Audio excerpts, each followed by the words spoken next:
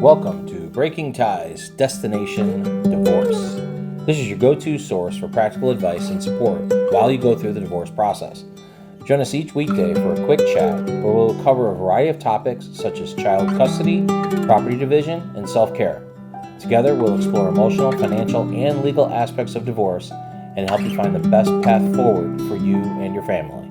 Here's your host and Certified Divorce Financial Analyst professional, Mike Fulkerson. Hello, and welcome to the Breaking Ties Destination Divorce podcast, where we discuss important divorce issues affecting individuals and families going through the process. Now, today's topic that we're going to cover is spousal maintenance when getting divorced.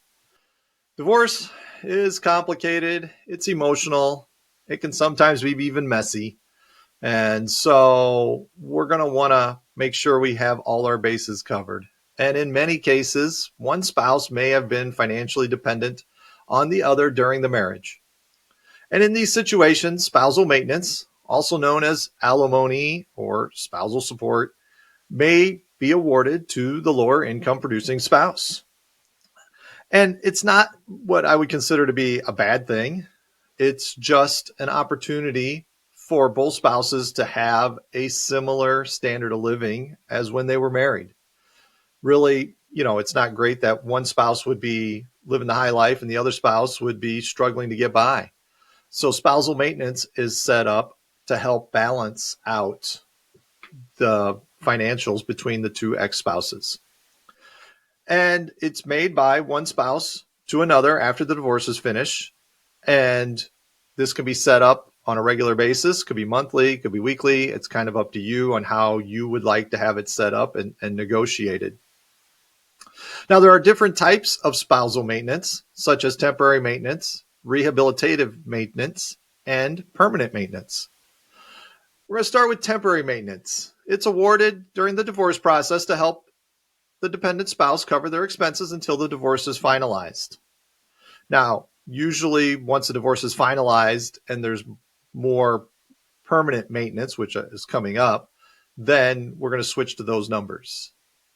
Rehabilitative maintenance is awarded to help the dependent spouse become self-sufficient, such as enhancing their education or job training in a specific area.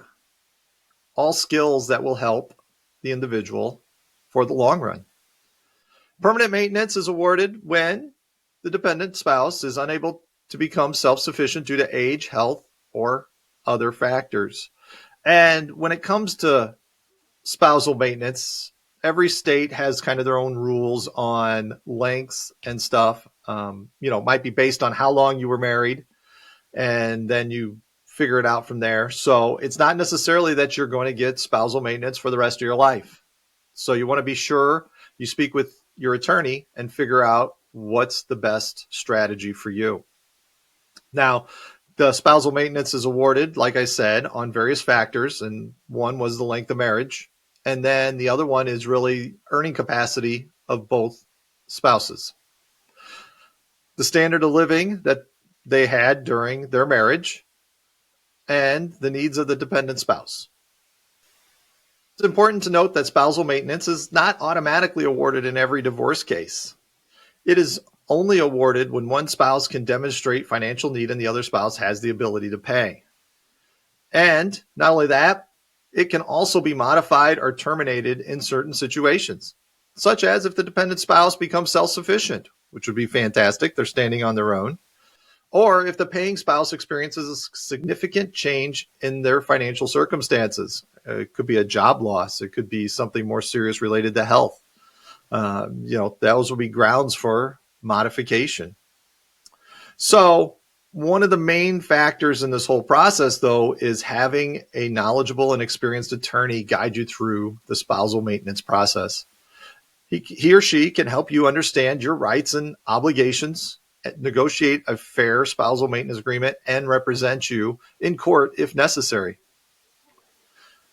In conclusion here, spousal maintenance is an important issue to consider when getting divorced, particularly when one spouse is financially dependent on the other. It is a complex process, though, because there's a lot of factors that go into it. length of marriage, standard of living, financial needs of both spouses. So seeking the guidance of an attorney can help ensure your spousal maintenance agreement is fair and just.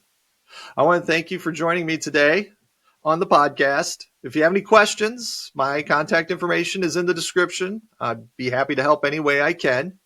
Remember that divorce is not the end of your story. It is the start of the next great chapter. And until next time, take care. We want to thank you for listening to this episode of Breaking Ties, Destination Divorce with Mike Fulkerson.